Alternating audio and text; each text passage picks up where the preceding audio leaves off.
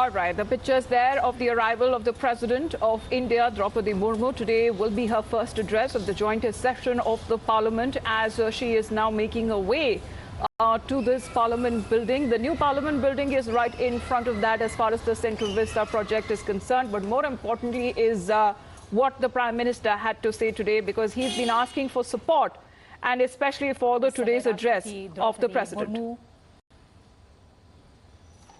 उपराष्ट्रपति जगदीप धनखड़, लोकसभा अध्यक्ष ओम बिरला, प्रधानमंत्री नरेंद्र मोदी केंद्रीय कक्ष की ओर प्रस्थान करते हुए कई मायनों में संसद का ये बजट सत्र अपने आप में काफी अहम रहेगा। माना जा रहा है कि जो केंद्रीय कक्ष, जो संसद भवन है, वहां ये अंतिम सत्र हो और अगला सत्र हमें नए संसद भवन में देखने को मिले। राष्ट्रपति द्रौपदी मुर्मू का पहला अभिभाषण आज तमाम सांसदों के बीच संयुक्त बैठक को अब से कुछ ही देर में वो संबोधित करेंगी। राष्ट्रपति का अभिभाषण जाहिर तौर पर सरकार की नीतियों का विवरण और इस नजरिए से ये देश की सोच और विकास की दिशा को नागरिकों के सामने रखने वाला एक अहम संसदीय दस्तावेज, और राष्ट्रपति के रूप में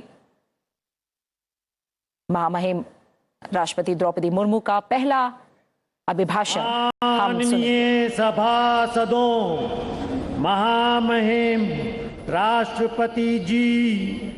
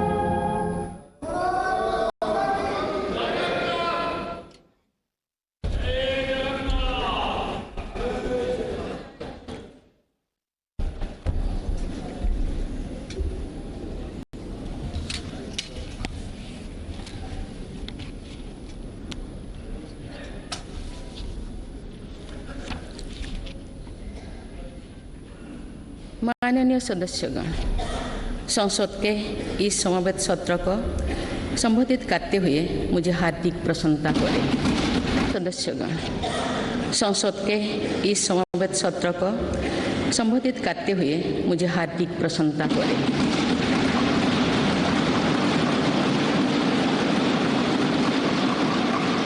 कुछ ही महीने पहले देश ने अपनी आज़ादी के 75 वर्ष पूरी करके आज़ादी के अमृत काल में प्रवेश किया है। आज़ादी के इस अमृत काल में हजारों वर्षों के गौरवशाली अतीत का गर्व जुड़ा है। भारतीय स्वतंत्रता संग्राम की प्रेरणाएं जुड़ी है और भारत के स्वर्णिम भविष्य के संकल्प जुड़ी है। अमृत अमृतकाल के ये 25 वर्ष का कालखंड स्वतंत्रता की स्वर्णिम शताब्दी का और विकसित भारत के निर्माण का कालखंड है। ये 25 वर्ष हम सब के लिए और देश के प्रत्येक नागरिक के लिए कर्तव्य की पराकाष्ठा करके दिखाने के ये हमारे सामने युग निर्माण का अवसर है और हमें इस अवसर के लिए 100% सामर्थ्य के साथ हर क्षण कार्य करना है।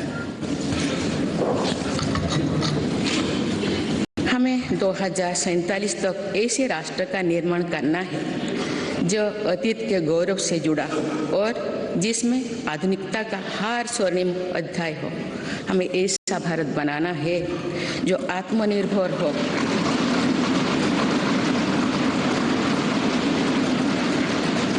और जो अपने मानवीय दायित्व का पूरा करने के लिए भी समर्थ हो। ऐसा भारत हो जिसमें गरीबी ना हो, जिसका मध्यम वर्ग भी वैभव से युक्त हो। ऐसा भारत हो जिसकी युवा शक्ति और नारी शक्ति समाज और राष्ट्र को दिशा देने के लिए सबसे आगे खड़े हो, जिसके युवा समय से 2 कदम आगे चलते हो। ऐसा भारत जिसकी विविधता और अधिक उज्जवल हो, जिसकी एकता और अधिक अटल हो।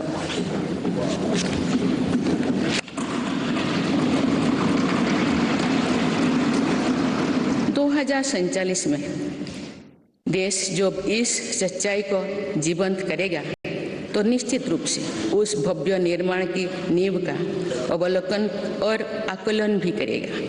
तो आज़ादी के अमृतकाल की इस प्रथम बेला को एक अलग आस्था के साथ देखा जाएगा। इसीलिए आज अमृतकाल का ये समय, ये कालखंड बहुत महत्वपूर्ण हो गया है।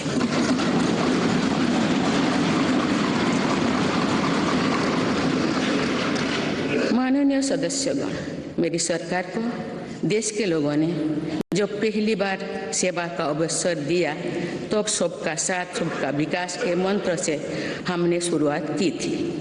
समय के साथ इसमें सबका विकास, सबका विश्वास और सबका प्रयास भी जुड़ा गया।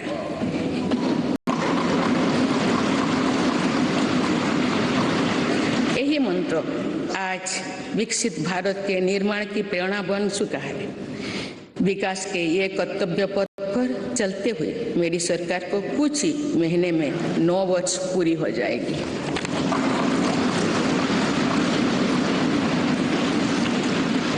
जो भारत कभी अपनी अधिकांश समस्याओं के समाधान के लिए दूसरों पर निर्भर था, वही आज दुनिया की समस्याओं के समाधान का माध्यम बन रहा है।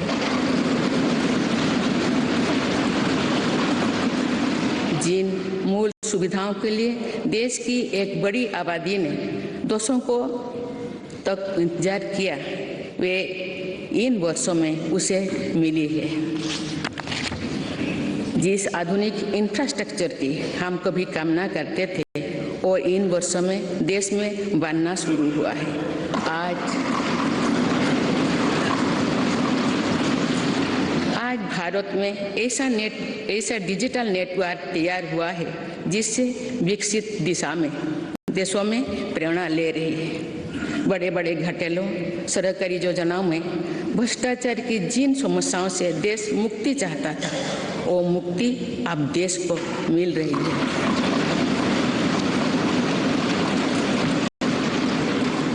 पॉलिसी पैरालिसिस के चर्चा से बाहर आकर आज देश की पहचान तेज विकास और दूरगामी दृष्टि के लिए गए फैसलों के लिए भी जाने जाते हैं। इसलिए हम दुनिया की 10वें नंबर की अर्थव्यवस्था से 5वें नंबर पर पहुंचे।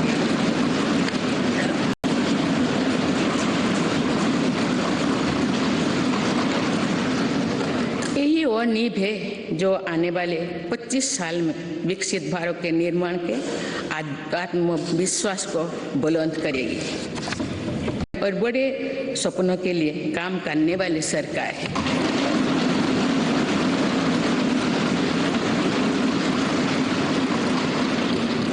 आज भारत में ईमानदार का सम्मान करने वाली सरकार है। भारत में गरीबी को स्थायी समाधान और उनके स्थायी सशक्तिकरण के लिए काम करने वाली सरकार है।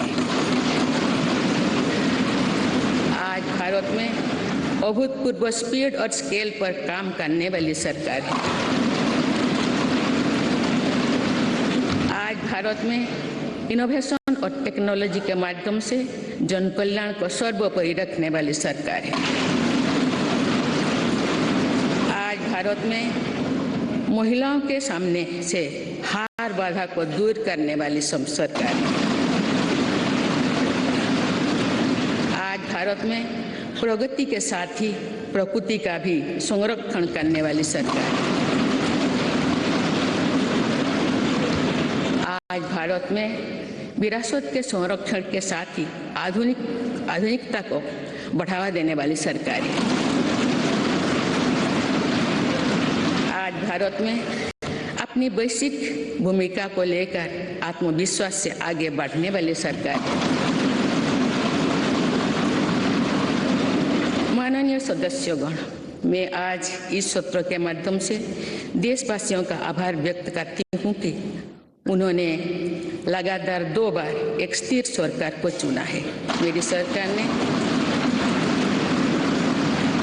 सरकार ने देश हित को सदैव सर्वोपरि रखा। नीति रणनीति में संपूर्ण परिवर्तन की इच्छा शक्ति दिखाई।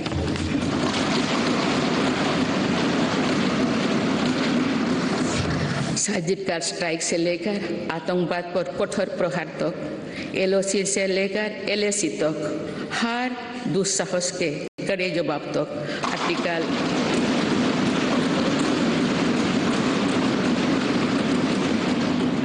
370 को हटाने से लेकर 3 तलाक तक मेरी सरकार की पहचान एक निर्णायक सरकार ही रही है।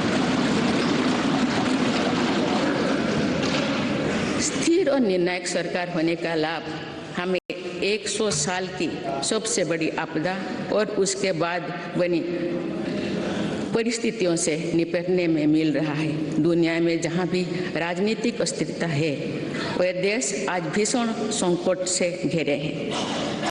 लेकिन मेरे सरकार ने राष्ट्रहित में जो भी निर्णय किए, उससे भारत का बाकी दुनिया से बहुत बेहतर स्थिति में।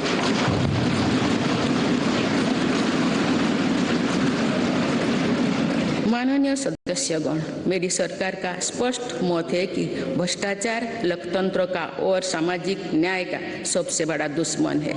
इसलिए बीते वर्ष से भ्रष्टाचार के विरुद्ध निरंतर लड़ाई चल रही है। हमने सुनिश्चित किया है कि व्यवस्था में ईमानदार का सम्मान होगा। भ्रष्टाचारियों के लिए समाज में किसी भी प्रकार की सहानुभूति ना हो, इसके लिए सामाजिक चेतना भी देश में बढ़ रही है। बीते वर्षों में भ्रष्टाचार मुक्त इकोसिस्टम बनाने की दिशा में बेनामी संपत्ति अधिनियम को नोटिफाई किया गया है। आर्थिक अपराध कर फरार हुए अपराधियों की संपत्ति जब्त करने के लिए फजिटिव इकोनॉमिक ऑफेंडर्स एक्ट पारित किया गया है। सरकारी कामों में पक्षपात और भ्रष्टाचार के चलन को भी खत्म करने के लिए प्रभावी सिस्टम बनाया गया है।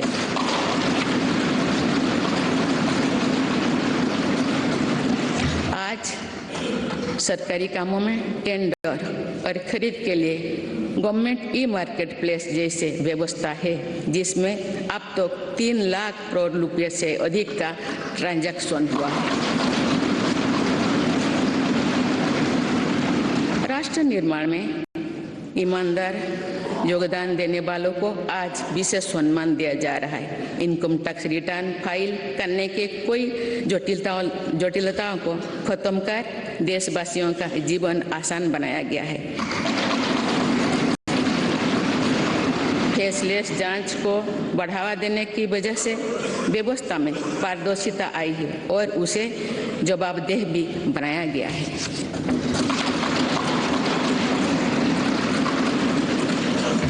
पहले टैक्स रिफंड के लिए लंबा इंतजार करना पड़ता था। आज ITR भरने के कुछ ही दिनों के भीतर रिफंड मिल जाता है।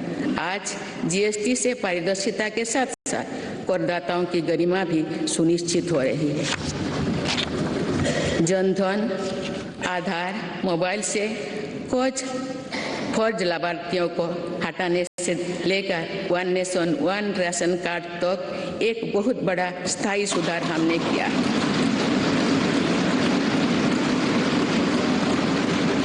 बीते वर्षों में DBT के रूप में, डिजिटल इंडिया के रूप में एक स्थायी और पारदर्शी व्यवस्था देश ने तैयार की है। आज 300 से ज़्यादा योजनाओं का पैसा सीधे लाभार्थियों के बैंक खाते तक पहुंच रहा है।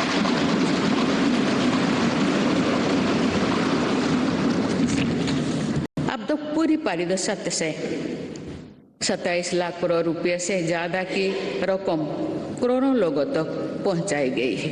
वर्ल्ड बैंक की रिपोर्ट करती है कि ऐसा योजना और ऐसी व्यवस्थाओं के कारण ही कोरोना काल में भारत करोड़ों लोगों को गरीबी रेखा से नीचे जाने से बचा पाया है।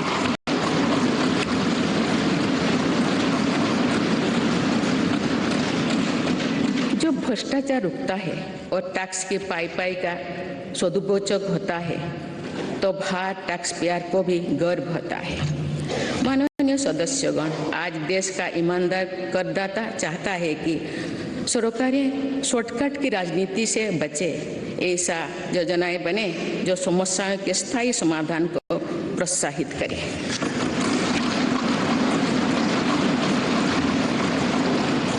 जिनसे सामान्य जीवन का सशक्तिकरण हो।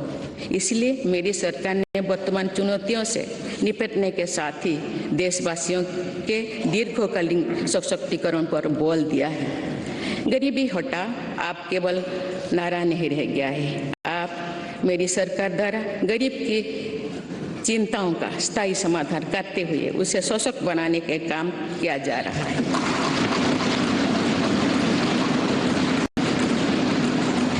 जैसे गरीबी का एक बहुत बड़ा कारण बीमारी होती है। गंभीर बीमारी से गरीब परिवार का हौसला पूरी तरह से टूट जाता है, पीढ़ियां कर्ज से डूबे जाती है।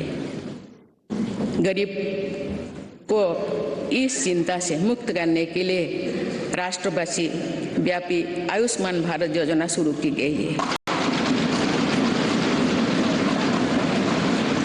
इसके तहत 50 करोड़ से अधिक देशवासियों के लिए मुफ्त इलाज की सुविधा दी गई। आयुष्मान भारत योजना ने देश के करोड़ों गरीबों को और गरीब होने से बचाया है।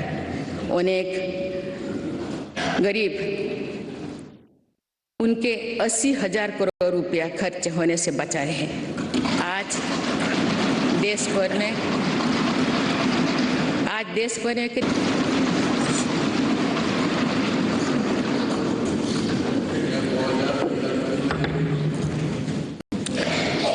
सामान्य नागरिकों के जीवन से जुड़े सबसे महत्वपूर्ण संसाधन पानी का उदाहरण आप सभी के सामने रखना चाहूंगी। मेरी सरकार ने हर घर जल पहुंचाने के लिए जल जीवन मिशन शुरू किया।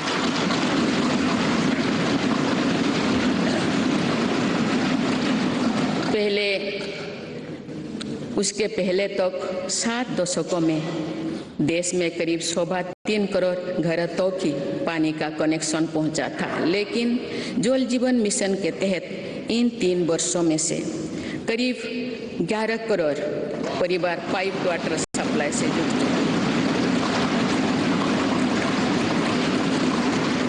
इसका सबसे ज्यादा लाभ गरीब परिवार को ही मिल रहा है। उसकी चिंता का स्थायी समाधान हो रहा है। बीते वर्षों में सरकार ने 3.5 करोड़ से अधिक गरीब परिवारों को पक्का घर बनाकर दिया है। जब घर मिलता है तो नया आत्मविश्वास आता है। इससे उस परिवार का वर्तमान तो सुधरता ही है, उस घर में जो संतान बड़े होते हैं उसके आत्मविश्वास में भी वृद्धि होती है। सरकार ने टॉयलेट, बिजली, पानी, गैस ऐसे हर मूल सुविधा की चिंता से गरीब को मुक्त करने का प्रयास किया है। इससे देश की जनता को भी ये विश्वास हुआ है कि सरकार योजना और सरकारी लाभ वास्तव में जमीन पर पहुंचा है और भारत जैसे विशाल देश में भी 100% कवरेज यानी सैचुरेशन संभव है। हमारी ग्रंथों में लिखा है अयं निज परोवेति गणना लघुचेतसम, यानी ये अपना है ये पराया है, ऐसी सोच सही नहीं होती। मेरी सरकार ने बिना किसी भेदभाव के हर वर्ग के लिए काम किया है। बीते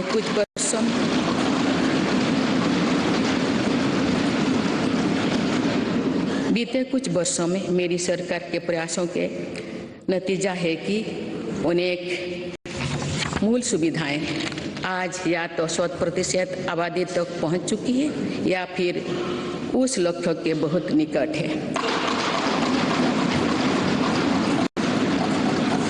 मेरी सरकार हर योजना में 100% सैचुरेशन के साथ ही अंत्योदय के प्रति भी पूरी निष्ठा से काम कर रही है। हमारी कोशिश है कि योजनाओं का लाभ सही और सभी लाभार्थियों को मिले, कोई भी सरकार की योजना के लाभ से वंचित ना हो। माननीय सदस्यगण, हमने देखा है कि कोरोना काल के दौरान दुनिया भर में किस तरह गरीब के लिए गुजारा मुश्किल हो गया था, लेकिन भारत उन देशों में से एक है जिसने गरीब का जीवन बचाने का सर्वोच्च प्राथमिकता दी।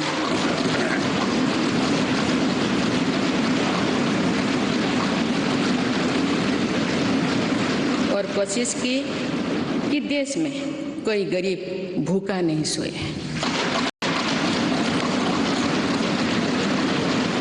मुझे खुशी है कि मेरी सरकार ने पीएम गरीब कल्याण अन्न योजना को नई परिस्थितियों के अनुसार आगे भी चलाने का निर्णय लिया है। ये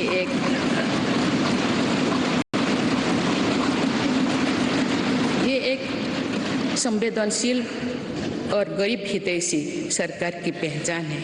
पीएम गरीब कल्याण अन्न योजना के तहत सरकार गरीबों को मुफ्त अनाज के लिए लगभग 3.5 लाख करोड़ रुपया खर्च कर चुकी है।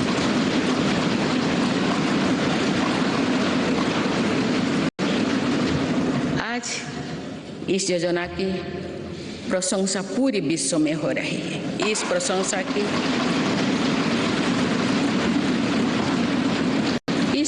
की ये वजह ये भी है कि टेक्नोलॉजी की मदद से बनी पारदर्शी व्यवस्था में आज पूरा का पूरा हर लाभार्थी तक पहुंच रहा है।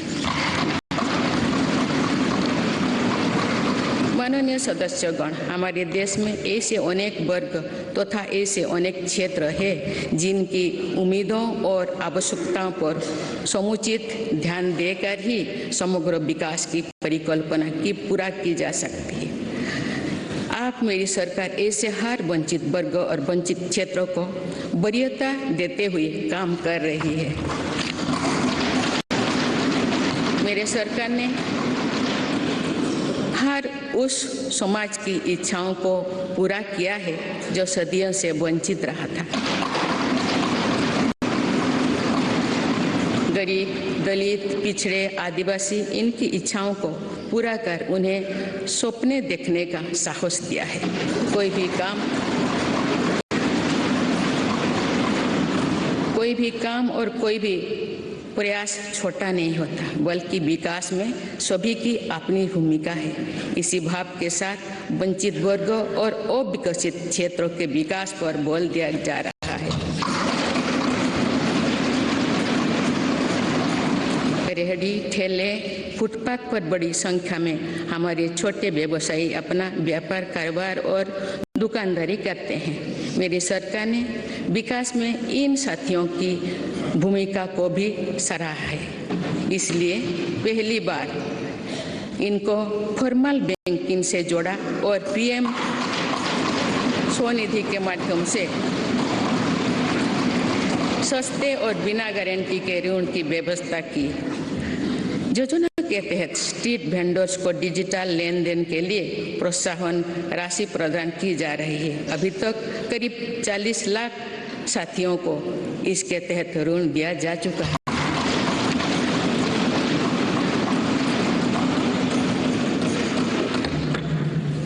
मेरी सरकार की प्राथमिकता में देश के 11 करोड़ छोटे किसान भी है।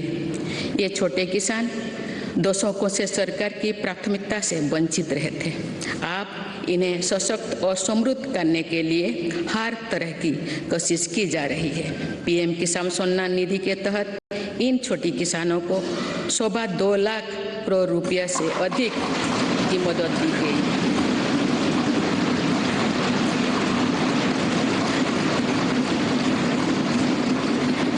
खास बात यह है कि इन लाभार्थियों में लगभग 3 करोड़ लाभार्थी महिलाएं हैं।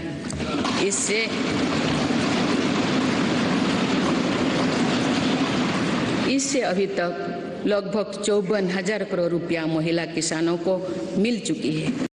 इसी तरह छोटे किसानों के लिए फसल बीमा, सोयल हेल्थ कार्ड, किसान क्रेडिट कार्ड, केसीसी की कवरेज बढ़ाने के साथ ही हमारी सरकार ने पहली बार पशुपालकों और मछुआरों को भी किसान क्रेडिट कार्ड की सुविधा से जोड़ा।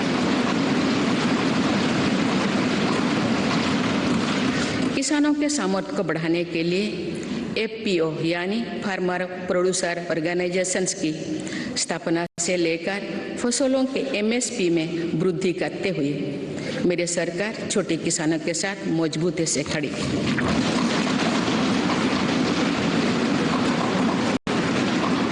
माननीय सदस्यगण, मेरी सरकार ने अनुसूचित जाति, जनजाति और अन्य पिछड़ा वर्ग की आकांक्षा को जगाया है।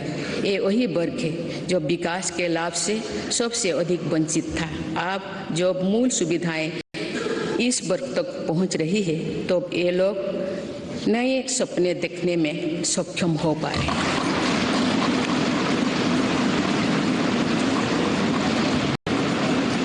अनुसूचित जाति के सामाजिक आर्थिक सशक्तिकरण के लिए डॉक्टर अंबेडकर उत्सव धाम, अमृत जलधारा और युवा उद्यमी योजना जैसे कार्यक्रम चलाए जा रहे हैं। आदिवासी गौरव के लिए तो मेरी सरकार ने अभूतपूर्व फैसला किए हैं। पहली बार देश ने भगवान बिरसा मुंडा के जन्म दिवस को जनजातीय गौरव दिवस के रूप में मनाना शुरू किया।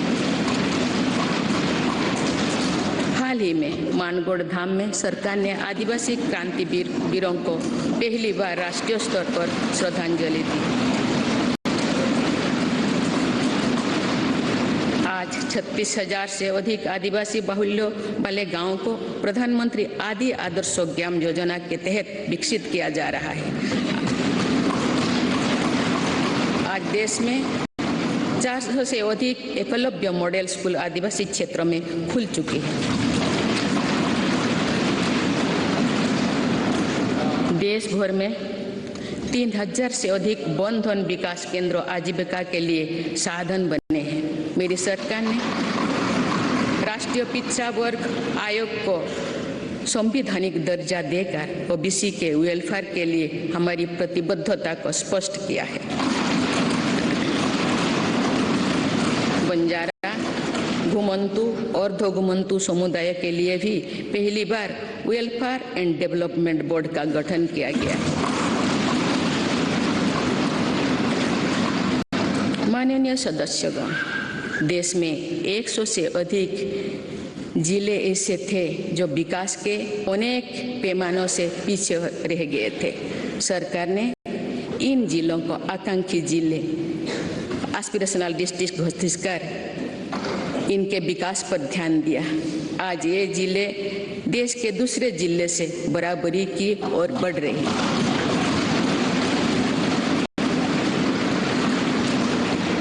आकांक्षी जिले को सफलता के को अब मेरी सरकार ब्लॉक स्तर पर दोहराने के लिए काम कर रही है और इसके लिए देश में 500 ब्लॉक्स को एस्पिरेशनल ब्लॉक के रूप में विकसित करने का कार्य शुरू किया गया है। ये आकांक्षी कि ब्लॉक सामाजिक न्याय की एक संस्थागत व्यवस्था के तौर पर विकसित किए जा रहे हैं। देश के जनजातीय क्षेत्रों, पहाड़ी क्षेत्रों, समुद्री क्षेत्रों और समावेशी क्षेत्रों को भी बीते दशकों में विकास का सीमित लाभ ही मिल पाया था। नॉर्थ ईस्ट और जम्मू कश्मीर में भी दुर्गम परिस्थितियों के साथ साथ अशांति और आतंकवाद भी विकास के सामने। सीमावर्ती गांव तक बेहतर सुविधाएं पहुंचाने के लिए मेरी सरकार ने वाइब्रेंट विलेजेस प्रोग्राम पर काम शुरू किया। राष्ट्रीय सुरक्षा की दृष्टि से भी सीमावर्ती क्षेत्रों में अभूतपूर्व इंफ्रास्ट्रक्चर बीते सालों में तैयार किया गया है।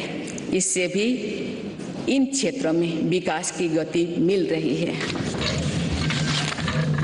पिछले कुछ दशकों से राष्ट्रीय सुरक्षा के लिए बहुत बड़ा खतरा बन चुकी वामपंथी हिस्सा भी अब कुछ जिलों तक ही सीमित रह गए हैं।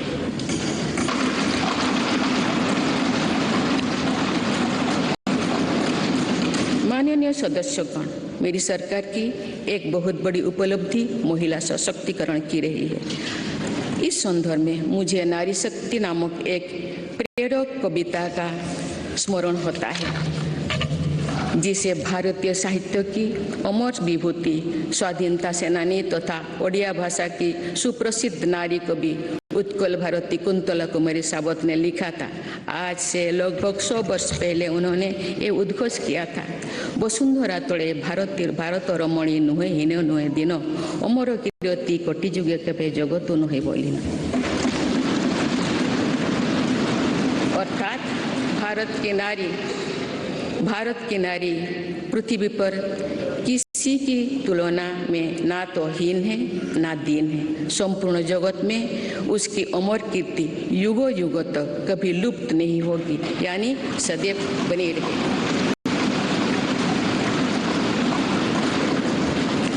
मुझे ये देखकर गर्व होता है कि आज की हमारी बहनें और बेटियां उत्कल भारती के सपनों के अनुरूप विश्व स्तर पर अपनी कीर्ति पताका लहरा रहे हैं। मुझे प्रसन्नता है कि महिलाओं की ऐसी प्रगति के पीछे मेरी सरकार के प्रयासों का संबल रहा है।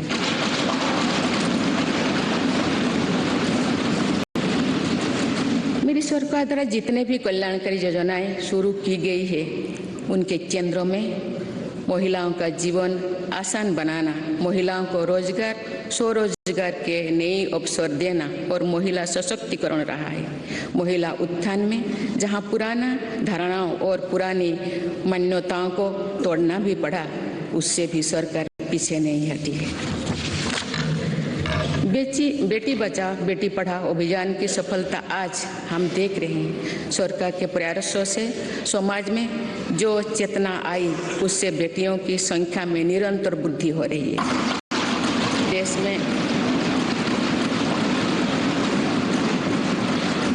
देश में पहली बार पुरुषों की तुलना में महिलाओं की संख्या अधिक हुई है एवं महिलाओं का स्वास्थ्य भी पहले के मुकाबले और बेहतर हुआ है। प्रधानमंत्री सुरक्षित मातृत्व अभियान हो या फिर प्रधानमंत्री मातृ वंदना योजना, इनमें माँ और बच्चे दोनों की जीवन को बचाने में हम सफल रहे हैं। आयुष्मान भारत योजना की भी लगभग 50% लाभार्थी महिलाओं ही है। माननीय सदस्यगण, मेरी सरकार बेटियों की पढ़ाई से लेकर उनके करियर तक हर बाधा को दूर करने का प्रयास कर रही है। देश के सरकारी स्कूलों में बेटियों के लिए अलग टॉयलेट का निर्माण हो या फिर सैनिटरी पैड से जुड़ी योजना, इससे बेटियों के ड्रॉप आउट रेट भी बहुत कम आई। स्वच्छ भारत अभियान से महिलाओं की गरिमा तो बढ़ी ही है, इससे एक सुरक्षित माहौल भी उन्हें मिला है। सुकन्या सुजना समृद्धि योजना से देश भर की करोड़ों बेटियां के बेहतर भविष्य के लिए पहली बार सेविंग अकाउंट खुली है। नई राष्ट्रीय शिक्षा नीति में भी बेटियां की शिक्षा के लिए अनेक महत्वपूर्ण कदम उठाई गई है।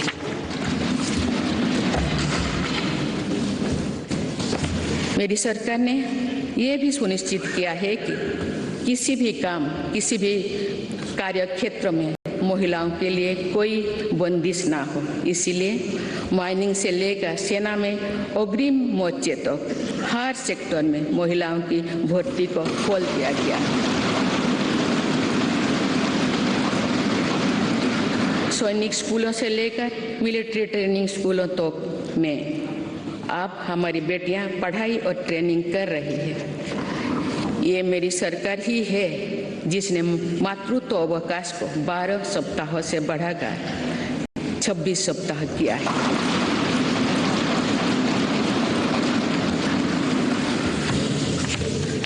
मुद्रा योजना की लगभग 70% लाभार्थी महिला उद्यमी ही है। एक स्टडी के अनुसार इस योजना से महिलाओं की आर्थिक शक्ति और सामाजिक फैसलों में उनकी भागीदारी बढ़ी है।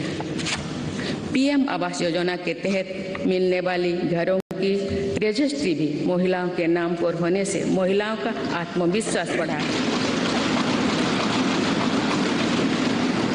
जन धन योजना से पहली बार देश में बैंकिंग सुविधाओं में महिलाओं और पुरुषों के बीच अब बराबरी आ गई है। देश में इस समय 80 लाख से ज़्यादा स्वयं सहायता समूह भी काम कर रहे हैं, जिनमें करीब 9 करोड़ महिलाएं जुड़ी हुई हैं।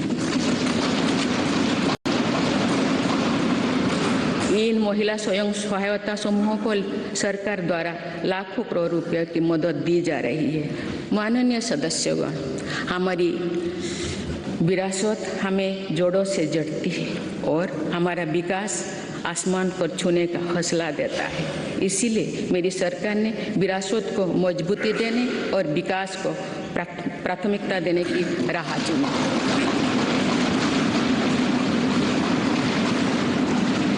आज एक तरफ देश में अयोध्या धाम का निर्माण हो रहा है, तो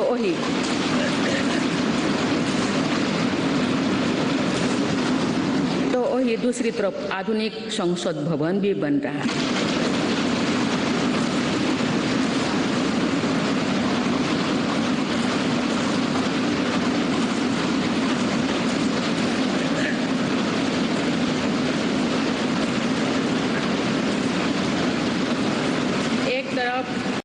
हमने केदारनाथ धाम, काशी विश्वनाथ धाम और महालोक का निर्माण किया, तो वही हर जिलों में हमारी सरकार मेडिकल कॉलेज भी बनवा रही है।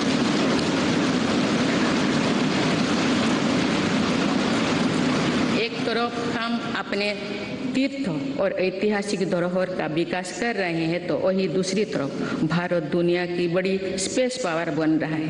भारत ने पहला प्राइवेट सैटेलाइट भी लॉन्च किया है। एक तरफ हम आदि शंकराचार्य भगवान बसवेश्वर, तिरुवल्लुवर, गुरु नानक देव जैसे संतों के दिखाए रास्ते पर आगे बढ़ रहे हैं, वही दूसरी तरफ आज भारत हाईटेक नॉलेज का हब भी बनता जा रहा है।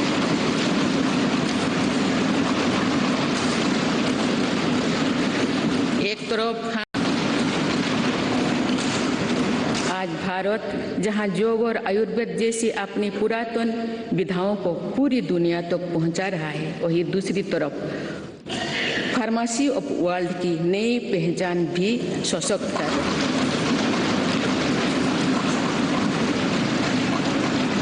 आज भारत प्राकृतिक खेती को, मिलेट्स की अपनी परंपरा फसलों को प्रोत्साहित कर रहा है, वही नानो यूरिया जैसी आधुनिक टेक्नोलॉजी का भी विकास किया है।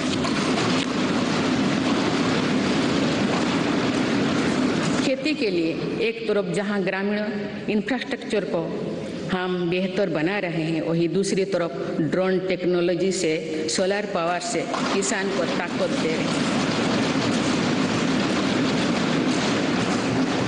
शहरों में जहां स्मार्ट सुविधाओं के विकास पर बल दिया जा रहा है, वही स्वामित्व योजना में पहली बार गांव के घरों को की ड्रोन से मैपिंग की जा रही है। आज़ादी के अमृत महोत्सव पर जहां आज हर जिले में 75 अमृत सरोवर बनाया जा रहा है, तो वही सैकड़ों आधुनिक वंदे भारत ट्रेनें भी लॉन्च किया जा रहा है। एक और हमारे व्यापार की परंपरागत ताकत नदी जल मार्ग और बंदरगांव को भी आधुनिक बनाया जा रहा है, तो मल्टी मॉडल कनेक्टिविटी और लॉजिस्टिक पार्क का नेटवर्क भी तैयार हो रही है।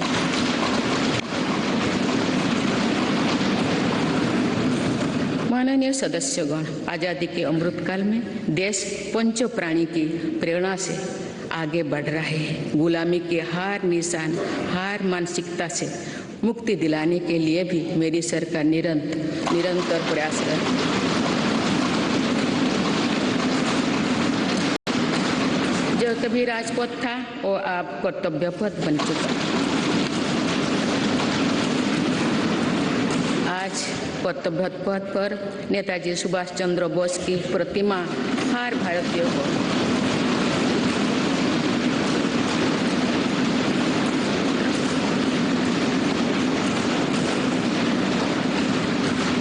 को गौरवान्वित कर रही है।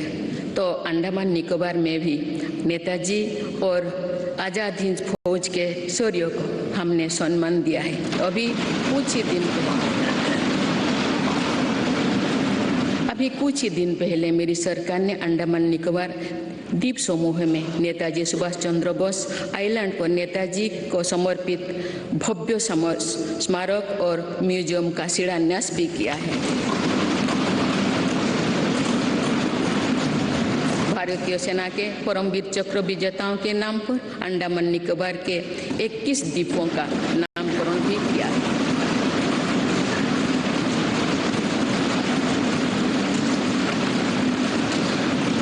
एक तरफ नेशनल वॉर मेमोरियल आज राष्ट्रीय शौर्य का प्रतीक बन गया है, तो वही हमारी नौसेना को भी आप छत्रपति वीर शिवाजी महाराज का दिया प्रतीक मिल गया।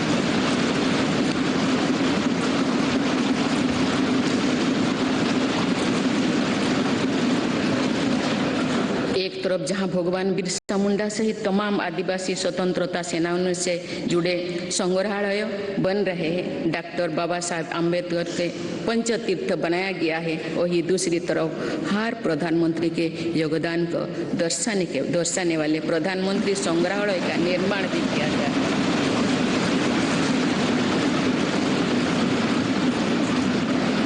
देश में प्रथम वीर बाल दिवस को भी पूरे गर्व और श्रद्धा के से मनाया गया। इतिहास की पीड़ाओं और उनके साथ जुड़े शिक्षाओं को जागरूक रखने के लिए देश में विभाजन विभीषिका स्मृति दिवस की शुरुआत भी मेरी सरकार ने की है। माननीय सदस्यगण, मेड इन इंडिया अभियान और आत्मनिर्भर भारत अभियान की सफलता का लाभ देश को मिलना शुरू हो चुका है। आज भारत में मैन्युफैक्चरिंग की अपनी कैपेसिटी भी बढ़ रही है और दुनिया भर से भी मैन्युफैक्चरिंग कंपनियां भारत आ रहे हैं।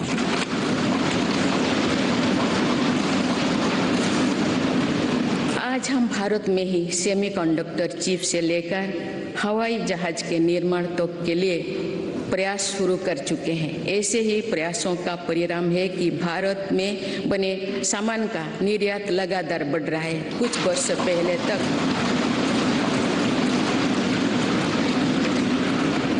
पहले तक हम बड़ी संख्या में मोबाइल फोन आयात करते थे। आज भारत दुनिया में मोबाइल फोन का एक बड़ा निर्यातन बन चुका है। देश में खिलौना के आयात में 70% कमी आई है, जबकि निर्यात 60% से भी ज़्यादा बढ़ गया। मेरी सरकार की नई पहल के परिणाम स्वरूप हमारे हमारे रक्षा निर्यात 6 गुना हो गया है। मुझे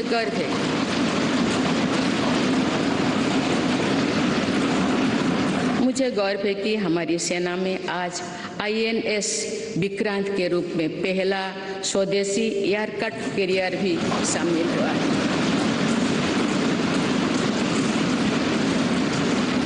$1 लाख करोड़ रुपये से अधिक खर्च हो चुका है।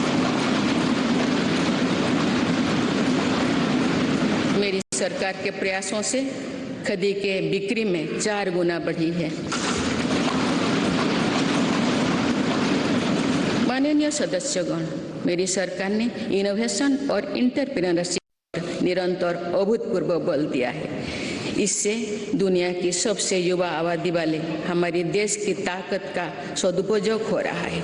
आज हमारे युवा अपने इनोवेशन की ताकत दुनिया को दिखा रहे हैं। 2015 से भारत ग्लोबल इनोवेशन इंडेक्स में 81 स्थान पर था। अब हम 40वें स्थान पर पहुंच गए।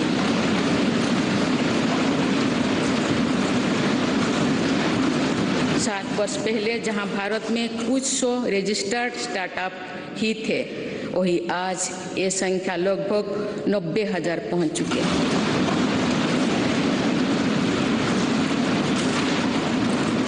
आज के युग में हमारी सेनाओं का भी युवा शक्ति में समृद्ध होना, युद्ध शक्ति में निपुण होना, टेक्नोलॉजी की पावर से लेस रहना बहुत अहम है। इन सिद्धांतों को ध्यान में रखते हुए अग्निवीर योजना शुरू की गई है।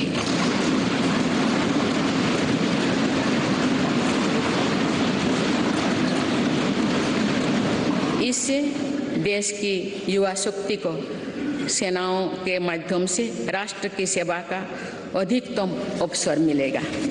मेरी सरकार से ऐसे प्रतिभाओं को खोजने, उनका टैलेंट निखारने के लिए खेलो इंडिया गेम्स, खेलो इंडिया सेंटर्स से लेकर टॉप स्कीम तक चलाई जा रही है। हमारी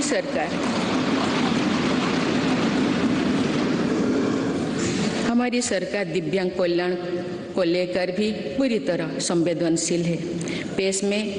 देश में एक साइन लैंग्वेज और सुगम्य भारत अभियान ने दिव्यांग युवकों को बहुत मदद दी है। माननीय सदस्यगण, बीते दशकों में हमने भारत के इंफ्रास्ट्रक्चर के निर्माण में 2 बड़ी चुनौतियां देखी है। एक, इंफ्रास्ट्रक्चर के बड़े प्रोजेक्ट समय पर पूरी नहीं हो पाते थे। दूसरा, अलग अलग विभाग, अलग अलग सरकारें अपनी अपनी सुविधा से काम करती थी। इससे सरकारी संसाधनों का दुरुपयोग भी होता था, समय भी अधिक लगता था और सामान्य जन को भी असुविधा होती थी। मेरी सरकार ने PM गति शक्ति नेशनल मास्टर प्लान बनाकर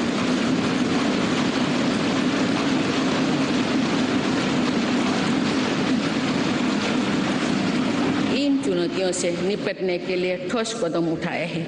PM गति शक्ति नेशनल मास्टर प्लान को लेकर राज्यों और यूनियन टेरिटोरीज ने भी उत्साह दिखाए हैं। इससे देश में मल्टी मॉडल कनेक्टिविटी का भी विस्तार होगा।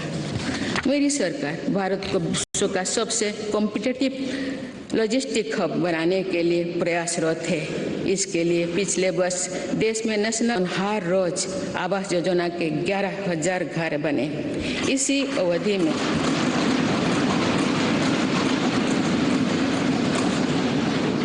अवधि में भारत में हर रोज औसतन 2.5 लाख लोग ब्रॉडबैंड कनेक्शन से जुड़े। हर रोज 55,000 से ज्यादा गैस कनेक्शन दिए गए। मुद्रा योजना के तहत हर रोज 700 करोड़ रुपये से ज्यादा का लोन दिया गया। बीते 8-9 वर्षों में भारत में लगभग हर महीने एक मेडिकल कॉलेज बना है। इस दौरान देश में हर दिन में 2 कॉलेज की स्थापना हुई है। हर सप्ताह एक यूनिवर्सिटी बनी है। शिल्प 2 साल के भीतर भारत ने 220 करोड़ से ज़्यादा वैक्सीन की डोज भी दी है।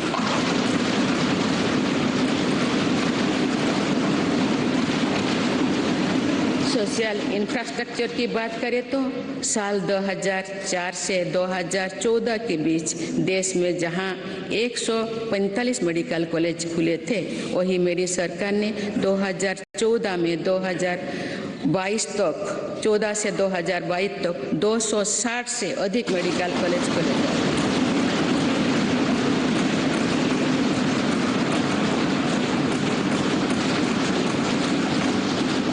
मेडिकल की पढ़ाई कर रहे छात्रों के लिए ग्रेजुएट और पोस्ट ग्रेजुएटों की संख्या अब पहले के मुकाबले देश में अधिक कॉलेज भी खोले गए हैं।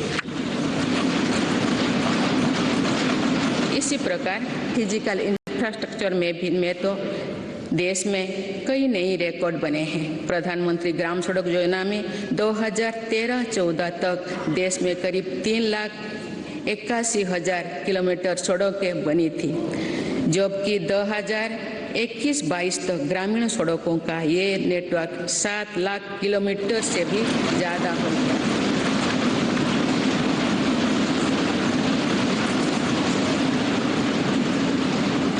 अब तक देश की 99% से अधिक बस्तियां सड़क मार्ग से जुड़ चुकी हैं। वर्ल्ड बैंक सहित अनेक संस्थाओं की स्टडी के अनुसार ग्रामीण सड़कों से गांव में रोजगार, खेती, शिक्षा और स्वास्थ्य पर बहुत सकारात्मक असर पड़ा। नेशनल हाईवे नेटवर्क में पिछले 8 वर्षों के दौरान 55% से ज़्यादा की बढ़ोतरी हुई है। जल्द ही भारतमाला प्रोजेक्ट के तहत देश के 550 से ज़्यादा जिले हाईवे से जुड़ जाएंगे और व्यवस्था को गति देने वाले कॉरिडोर्स की संख्या 6 से बढ़कर 50 होने वाली है। इसी तरह देश के एविएशन सेक्टर भी तेजी से आगे बढ़ रहा है। साल 2014 तक जहां देश में एयरपोर्ट्स की संख्या 74 थी, वो अब बढ़कर 147 हो गई।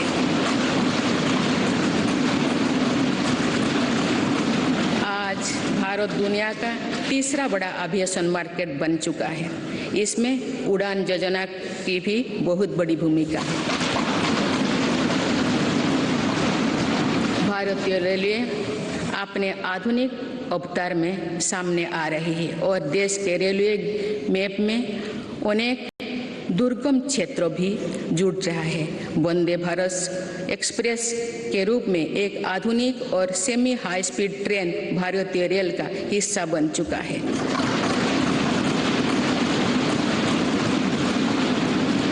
जम्मू कश्मीर और नॉर्थ ईस्ट के दुर्गम क्षेत्रों को भी रेलवे से जोड़ा जा रहा है। देश के बड़े रेलवे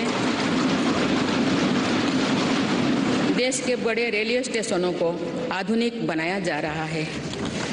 भारतीय रेलवे का दुनिया का सबसे बड़ा बिजली से चलने वाला रेलवे नेटवर्क बनने की दिशा में तेजी से अग्रसर है।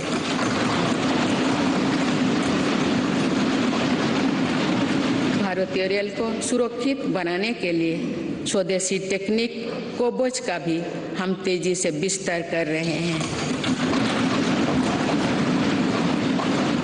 माननीय सदस्यगण, भारत ने उस सोच को भी बदला है जो प्रगति और प्रकृति को परस्पर विरोधी मानती थी।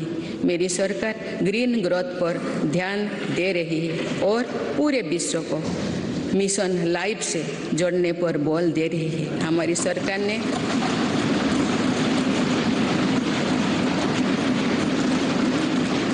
सरकार ने पिछले 8 वर्षों में सोलर एनर्जी क्षमता को करीब 20 गुना बढ़ाया है।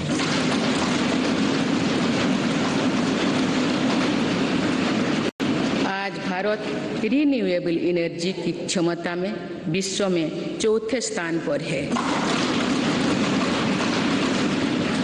देश में पेट्रोल में 20%, इथेनॉल ब्लेंडिंग के लक्ष्य पर भी तेजी से काम चल रही है। सरकार ने हाल में मिशन हाइड्रोजन को भी स्वीकृति दी है। ये ग्रीन एनर्जी के क्षेत्र में भारत में लाखों करोड़ रुपए की निवेश को आकर्षित करने वाले हैं। इससे फलस्वरूप ग्रीन एनर्जी को लेकर भी एनर्जी सिक्योरिटी के लिए भी विदेशों में हमारी निर्भरता कम होगी। देश के शहरों में प्रदूषण कम करना भी हमारी बहुत बड़ी प्राथमिकता है। इसीलिए इलेक्ट्रिक मोबिलिटी के लिए बहुत बड़े स्तर पर काम चल रहा है। फेम योजना के तहत राजधानी दिल्ली सहित देश के अनेक शहरों में केंद्र सरकार द्वारा 7,000 से अधिक इलेक्ट्रिक बसें पब्लिक ट्रांसपोर्ट में जोड़ी जा रही है।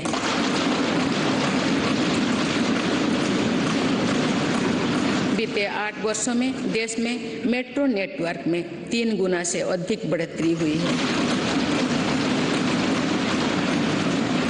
आज 27 शहरों में मेट्रो ट्रेन पर काम चल रहा है। इसी प्रकार देश भर में 100 से ज़्यादा नए वाटरवे भी विकसित किए जा रहे हैं।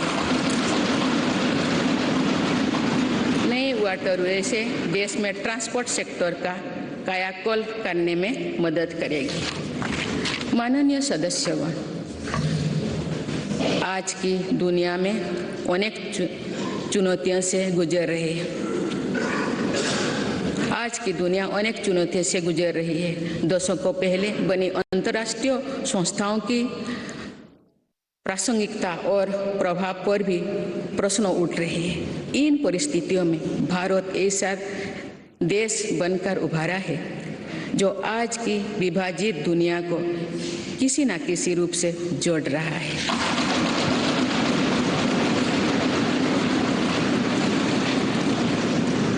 आज भारत उन देशों में से एक है जो ग्लोबल सप्लाई चेन पर विश्वास को फिर से सशक्त कर रहे हैं। इसलिए आज दुनिया भारत की तरफ उम्मीद की नज़र से देख रही है। इस वर्ष भारत G20 जैसे प्रभावी समूह का नेतृत्व कर रहा है।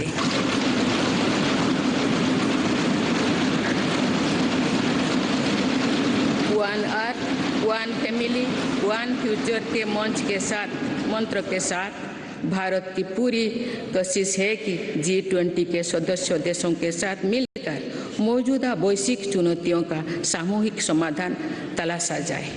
मेरी सरकार इसको सिर्फ एक डिप्लोमेटिक प्रोग्राम तक सीमित नहीं रखना चाहती, बल्कि पूरे देश के प्रयास से भारत के सामर्थ्य और संस्कृति को शोकेस करने का अवसर है।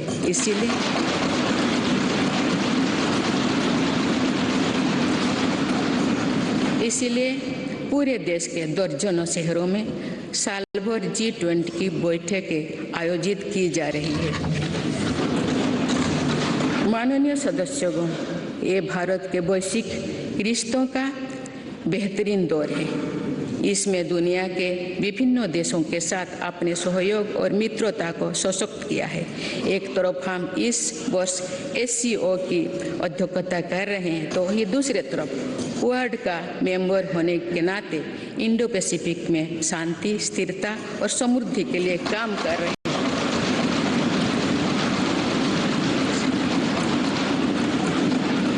हमने अपने राष्ट्रीय हितों का सर्वोपरि रखते हुए अपने भूमिका का विस्तार किया है।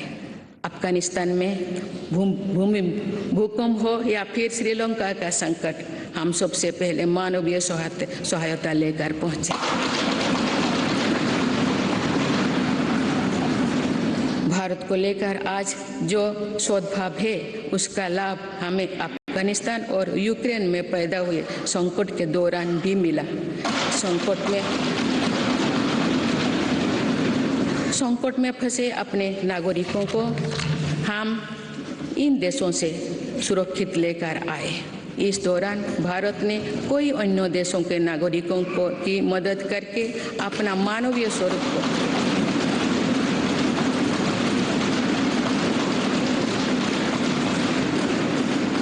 अपने मानवीय स्वरूप को फिर दुनिया के सामने प्रस्तुत किया। माननीय सदस्यगण, भारत ने आतंकवाद को लेकर जो कड़ा रुख अपनाया है उसको भी आज दुनिया समझ रहा है।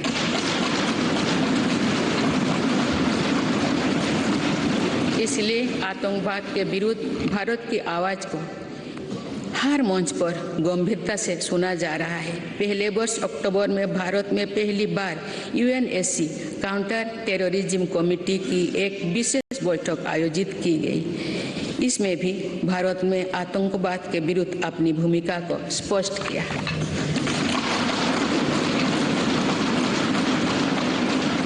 साइबर सिक्योरिटी से जुड़ी चिंताओं को भी मेरी सरकार गंभीरता से पूरे विश्व के सामने रख रही है। मेरी सरकार का साफ मानना है कि स्थायी शांति तभी संभव है जब हम राजनीतिक और रणनीतिक रूप से सशक्त होंगे। इसलिए अपनी सैन्य शक्ति के आधुनिकीकरण पर हम निरंतर बल दे रहे हैं।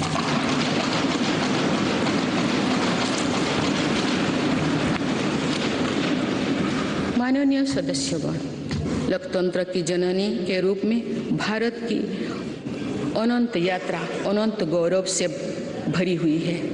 हमने लोकतंत्र को एक मानवीय संस्कार के रूप में विकसित किया है, समृद्ध किया है। अपने हजारों वर्षों के अतीत की तरह ही आने वाली सदियों में भी भारत मानवीय सभ्यता को की अविरल धारा की तरह अनवरत गतिमान रहेगा। भारत का लोकतंत्र समृद्ध था, सशक्त था और आगे भी सशक्त होता रहेगा। भारत की जीवटता अमर थी, आगे भी अमर रहेगी। भारत का ज्ञान विज्ञान और अध्यात्म सदियों से विश्व का मार्गदर्शन करता रहा है और आने वाली सदियों में भी विश्व की इसी तरह राह दिखाएगा।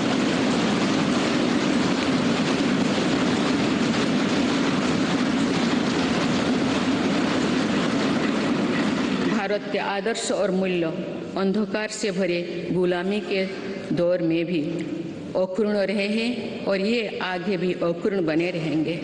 एक राष्ट्र के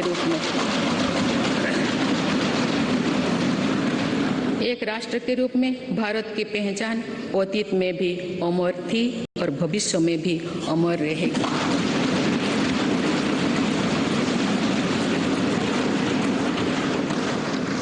लोकतंत्र के केंद्र इस संसद में हमारा प्रयास होना चाहिए कि हम मुश्किल लगने वाले लक्ष्य तय करें और उन्हें हासिल करके दिखाएं।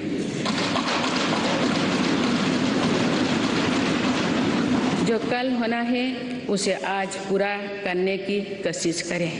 जिसे दूसरे कोई आने वाले दिनों में करने के बारे में सोच रहा है उसे हम भारतवासी पहले करके दिखाएं।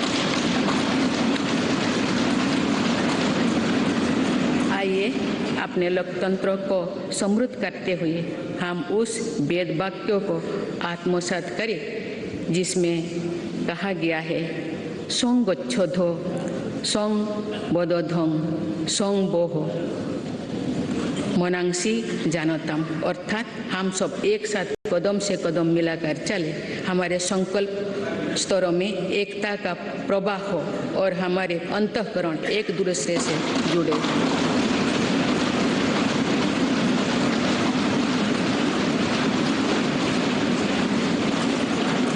आइए हम राष्ट्र निर्माण के इस महायज्ञ में अपने कर्तव्य पथ पर चलते हुए संविधान की शपथ को पूरा करें। धन्यवाद। जय हिंद, जय भारत।